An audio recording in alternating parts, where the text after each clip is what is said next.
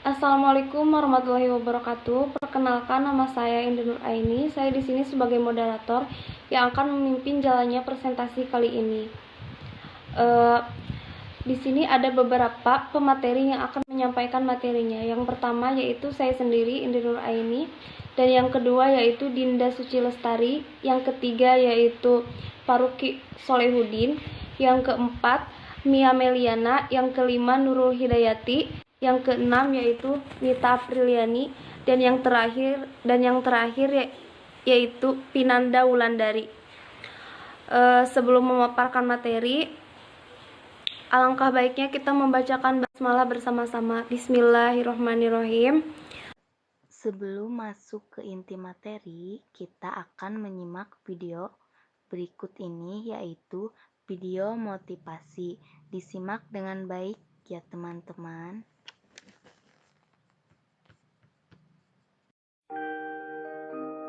Saya mau cerita.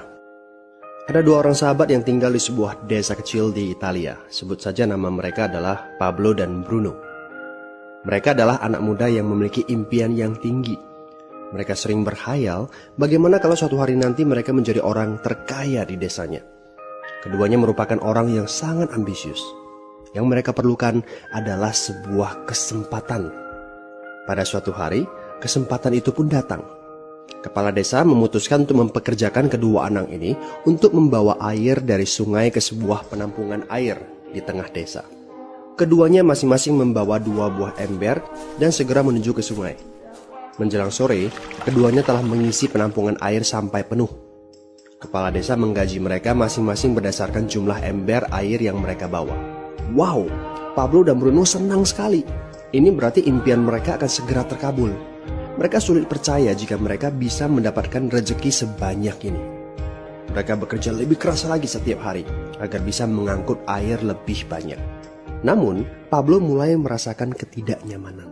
Ia tidak yakin pekerjaan ini bakal buat impiannya terwujud. Punggungnya nyeri dan kedua telapak tangannya lecet-lecet. Kian hari, kian takut saat harus pergi bekerja. Ia pun mulai berpikir keras, mencari akal bagaimana caranya membawa air dari sungai ke desanya. Pablo mendapatkan ide. Bruno, saya punya rencana. Daripada kita mondar-mandir bawa-bawa ember setiap hari, kenapa kita nggak sekalian aja buat sebuah saluran pipa dari sungai ke desa kita? Saluran pipa? Ide dari mana itu? Seru Bruno. Kita udah punya kerjaan yang bagus, Pablo. Saya bisa bawa 100 ember sehari. Saya akan jadi orang kaya. Di akhir minggu, saya bisa beli pakaian baru. Pada akhir bulan, saya bisa beli seekor sapi. Dan pada akhir tahun, saya bisa bangun sebuah gubuk baru. Nggak ada kerjaan sebagus ini di desa ini. Setiap minggu kita bisa liburan. Setiap akhir tahun, kita berhak cuti selama 2 minggu dengan gaji utuh. Kita akan punya hidup yang layak. Jadi buang jauh-jauh lah pikiran untuk bangun saluran pipa. Tapi Pablo tidak putus asa. Ia akhirnya memutuskan untuk bekerja paruh waktu.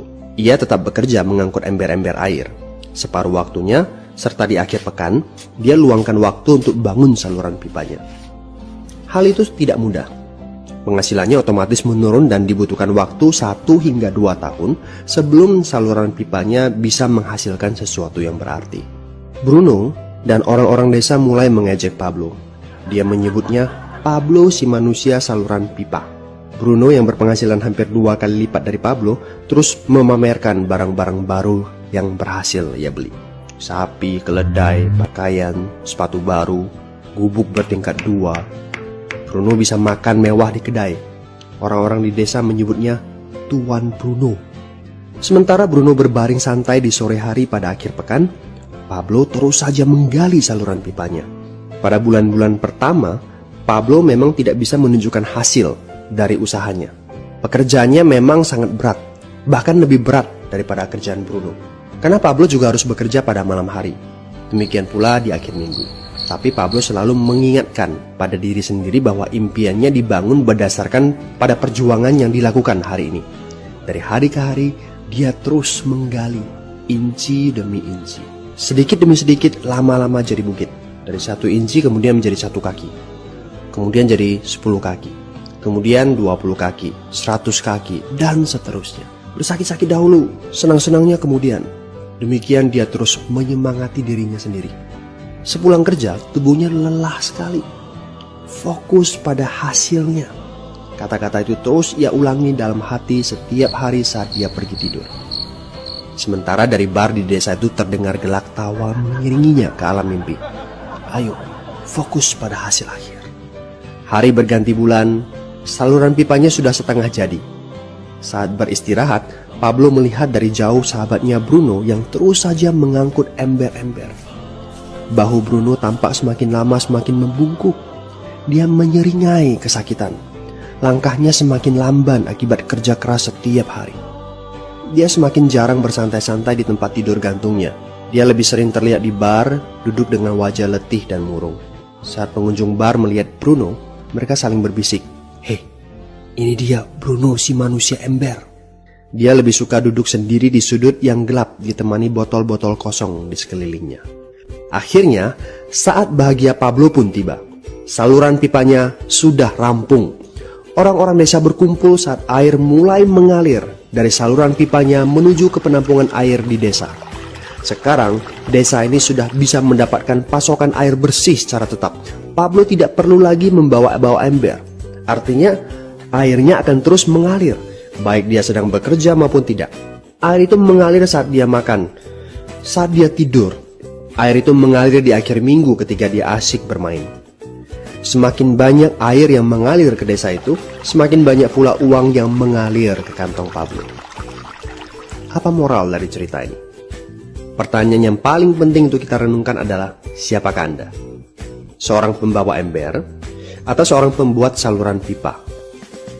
Apakah Anda hanya mendapatkan penghasilan jika Anda datang ke tempat kerjaan, seperti Bruno pengangkut ember?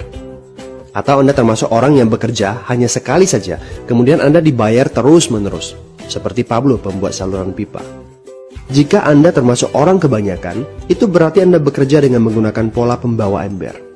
Anda membarterkan waktu untuk mendapatkan uang. Maksudnya, bekerja 1 jam dibayar per jam, bekerja 1 bulan dibayar per bulan, bekerja setahun dibayar per tahun. Masuk akal kan? Masalahnya, dengan sistem pembawa ember, masuknya uang akan berhenti saat kita berhenti bawa ember. Artinya pendapatan kita hanya sementara alias tidak langgeng. Kalau di suatu pagi Bruno bangun dan punggungnya terasa sakit, sehingga dia tidak bisa bangkit dari tempat tidurnya, berapa uang yang akan dia dapatkan hari itu? 0 besar. Fakta yang harus kita sadari adalah, kita tidak bisa bekerja selamanya karena faktor usia dan kesehatan. Jika kita tidak sanggup membarterkan waktu kita, maka kita tidak akan mendapatkan uang.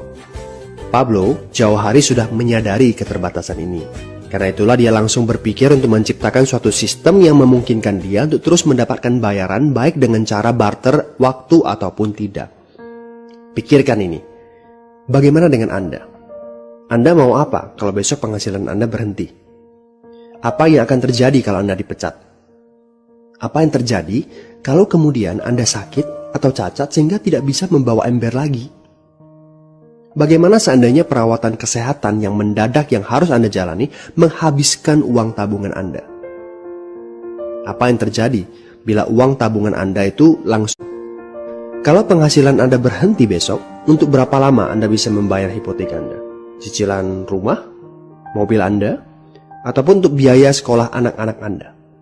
1 tahun, 6 bulan, 3 bulan, atau 3 minggu? Jelas. Apakah Anda bekerja sebagai penyapu jalan, bekerja di kantor, punya jabatan tinggi, atau memiliki toko, seorang profesional di bidang tertentu, tetap saja Anda membarterkan antara satuan waktu dengan satuan uang. Apakah dengan cara demikian Anda akan aman? Satu-satunya jalan untuk menciptakan keamanan yang sesungguhnya adalah seperti yang dilakukan oleh Pablo, yaitu membangun saluran pipa saat Anda masih bekerja sebagai pembawa ember.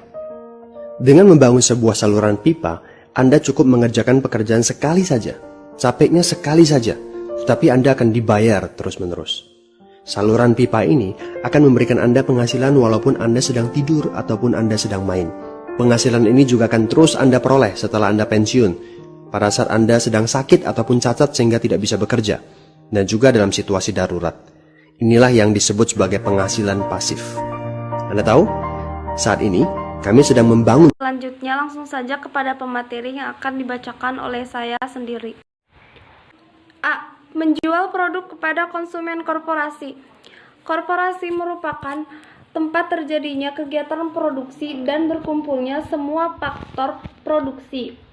Konsumen korporasi merupakan konsumen yang mana untuk didekati dalam membina usaha dan bisnis. Yang pertama yaitu mempelajari konsumen korporasi. Yang ke-1 yaitu mempelajari konsumen korporasi. Strategi penjualan kepada konsumen korporasi bergantung pada keahlian bernegosiasi dan meyakinkan calon pembeli yang hanya dapat ditawarkan dengan baik bila didukung oleh pemahaman dan meyakinkan produk atau jasa oleh yang akan ditawarkan. Konsumen perlu diberitahu apa yang mereka ketahui, jadi saat presentasi kemampuan menjawab segala pertanyaan yang mungkin timbul sangat penting, memiliki pengetahuan terhadap produk. Yang kedua yaitu komunikasi lewat surat. Seorang wirausaha harus mampu menulis dan selalu meningkatkan mutu tulisannya. Prinsip dasar dari mengirimkan surat adalah dengan membuat surat menarik perhatian konsumen korporasi. Yang kedua, menggunakan telepon. Dalam melakukan penjualan, maka aktivitas lain yang dapat menunjang proses penjualan korporasi adalah menggunakan telepon. Diperlukan keahlian untuk membujuk kerjasama melalui telepon untuk bertemu. Dan yang ketiga yaitu memanfaatkan pertemuan dengan konsumen. Setelah berusaha memahami kebutuhan dan sasaran konsumen, kita bisa merencanakan cara memanfaatkan waktu dengan cara mereka secara efektif dan menyampaikan penawaran semenarik mungkin. Alhamdulillah, pemaparan materi yang pertama telah selesai. Selanjutnya kepada pemateri yang kedua.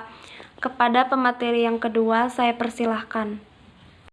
Terima kasih kepada moderator. Selanjutnya saya akan menjelaskan tentang mempelajari sistem koperasi, yaitu komunikasi lewat surat, menggunakan telepon, dan memanfaatkan pertemuan dengan konsumen.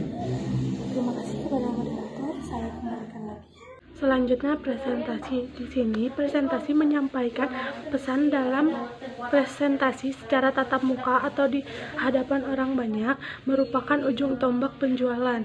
Berhasil atau tidaknya penjualan seiring ditentukan oleh baik tidaknya presentasi. Di sini ada persiapan presentasi standar, kedua persiapan presentasi terencana, ketiga persiapan presentasi terprogram, keempat 3 tahap presentasi penjualan, kelima mempersiapkan presentasi penjualan. Terima kasih, saya kembalikan kepada moderator. Terima kasih kepada pemateri 2 yang telah memaparkan materinya. Selanjutnya kepada pemateri ketiga, saya persilahkan. Ya, terima kasih kepada moderator sudah mengizinkan saya untuk berbicara. Melanjutkan pembahasan yang dari teman saya, yaitu sekarang ada negosiasi. Negosiasi adalah sebuah bentuk interaksi sosial saat pihak yang terlibat berusaha untuk saling menyelesaikan tujuan berbeda bertentangan, di mana negosiasi setelah konsumen setuju melakukan transaksi syarat dan ketentuan masih harus dirundingkan dalam dua pihak itu. Terlihat dalam negosiasi mungkin punya sasaran yang berbeda. Bersiaplah menghadapi perbedaan dan usaha mencapai kepuasan bersama. Apa saja yang harus disiapkan untuk bernegosiasi, yaitu ada 6 poin. Yang pertama, menyiapkan perundingan. Yang kedua, memenuhi kebutuhan kedua belah pihak. Yang ketiga, menekankan manfaat. Yang keempat, menghadapi pesaing. Yang kelima itu menentukan harga. Yang keenam, memanfaatkan otoritas tertinggi. Sekilas saya akan menjelaskan tentang menyiapkan perundingan, di mana sebelum negosiasi itu wajib untuk disiapkan, karena dalam bernegosiasi selalu ada pertentangan yang berbeda. Maka dari itu diadakannya menyiapkan perundingan, yaitu kita harus persiapkan mau dibawanya kemana dan tujuannya kemana. Karena jangan sampai ada pertanyaan yang bisa membuat kita stuck dan tidak bisa menjawab dan bakal menghancurkan strategi kita. Seperti itu. Yang kedua, memenuhi kebutuhan kedua belah pihak, di mana memenuhi kebutuhan kedua belah pihak ini seperti kita menawarkan barang itu kita harus ada gitu, harus ditawarkan dan dikasih lebih jelas, seperti itu. Yang ketiga, menekan manfaat, di mana pembeli tidak akan menekan ketika sampai tidak untung. Kita bisa menghindari tekanan dengan menemukan kelebihan kita gitu. Jadi kita kasih wawasan lebih gitu, seperti itu. Terus yang kelima, menentukan harga jual dengan baik, berarti tidak menurunkan harga karena dua alasan. Pertama, harga sering bukan tujuan utama konsumen. Kedua, harga adalah kunci keuntungan. Menurun harga sebagai taktik utama bisa mengancam keuntungan perusahaan, seperti itu. Yang keenam, memanfaatkan otoritas tinggi. Jika terjadi kebutuhan karena harga, coba mengalah agar pembeli merasa menang, dan pergi pada atasan atau minta staf menghadapi kita. Langkah-langkah akhir ini yang bisa menghadapi klien dengan kefantasmakan alamat. Selanjutnya yaitu ada mencapai persetujuan. Untuk menggolkan penjualan, wirausaha perlu mengirim konsumen sampai merasa mantap, menerima tawaran, beri informasi sebanyak-banyak mungkin, atasi setiap kritik, dan minta keputusan tapi jangan mendesak. Seperti itu kalau kita ingin mencapai persetujuan. Terus ada juga ada beberapa poin, yaitu ada menimbang penutupan, mendapat masukan, mengarahkan konsumen, menutup penjualan. Mungkin untuk dijelaskannya, yang pertama kan ada menimbang penutupan. Dalam menutup, kita perlu bertindak yang secara langsung atau tidak mendorong pembeli untuk melakukan transaksi, seperti itu. Yang kedua, mendapatkan masukan. Kritik konsumen bisa mematikan semangat, tapi orang yang banyak mengkritik kemungkinan akan membeli 3 kali lebih besar dari calon pembeli yang tidak mengkritik sama sekali. Yang ketiga itu ada mengarahkan konsumen. Tunggu sampai yakin kalau kita telah mendapatkan dan memberikan informasi yang cukup untuk menuju penutup yang baik dan membawa keputusan untuk membeli. Yang terakhir itu ada menutup penjualan. Kita perlu bertindak cepat dan tidak melewati momen membeli bila tiba waktunya untuk mendatangi kontrak. Konsumen akan melihat bahwa keuntungan yang kita tawarkan benar-benar sesuai dengan kebutuhan merasa, dan keputusan membeli hanyalah suatu formalitas. Mungkin seperti itu dari saya. Sekian. Wassalamualaikum warahmatullahi wabarakatuh. Terima kasih kepada pemateri 3 yang telah memaparkan materinya. Selanjutnya kepada pemateri 4, saya persilahkan. Terima kasih kepada moderator. Selanjutnya di sini saya akan menjelaskan tentang menjual produk kepada konsumen retail. Retail atau biasa disebut bisnis eceran dapat diartikan sebagai salah satu cara pemasaran produk, meliputi semua aktivitas yang melibatkan penjualan barang secara langsung ke konsumen akhir untuk penggunaan pribadi. Menurut Henry Ma'ruf 2005, para peritel menjual langsung barang atau jasa kepada konsumen. Tidak jauh berbeda dengan pernyataan di atas, Coulter dan Armstrong 1999 juga mendefinisikan pemasaran retail sebagai semua kegiatan yang dilibatkan dalam penjualan barang atau jasa langsung ke konsumen akhir untuk penggunaan pribadi non-bisnis. Selanjutnya, ada strategi dalam menjual produk ke konsumen retail. Yang ke-1, kenali pasar. Dengan mengetahui target pasar dan pelanggan, Anda tidak akan membuang banyak waktu dan tenaga. Bahkan bisa lebih fokus dengan sasaran Anda. Ketika Anda memiliki pelanggan dari toko Anda, hubungan antar pembeli dan penjual juga perlu diperhatikan. Mungkin cukup sekian materi yang saya sampaikan. Saya kembalikan kepada moderator. Terima kasih kepada pemateri yang keempat yang telah memaparkan materinya. Selanjutnya kepada pemateri kelima saya persilahkan. Terima kasih kepada moderator. Selanjutnya, pemilihan lokasi pasar. Dalam menjual produk, lokasi pemasaran juga menentukan omset penjualan produk Anda. Tidak mungkin bisa menjual produk di tempat yang sepi dan tidak banyak dilewati orang. Demikian juga sesuaikan produk yang Anda jual dengan target pasar Anda. Selanjutnya, cari tahu informasi yang terkait dengan toko retail yang ditargetkan. Daftar toko retail yang Anda targetkan, lalu cari tahu alasan mengapa Anda menjual produk grosir Anda kepada mereka.